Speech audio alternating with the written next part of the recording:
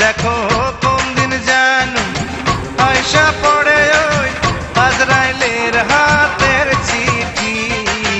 ওই যে দেখো ডাকছে তোমায় কবরের মাটি। ওই যে দেখো ডাকছে তোমায় এখন কবরের মাটি।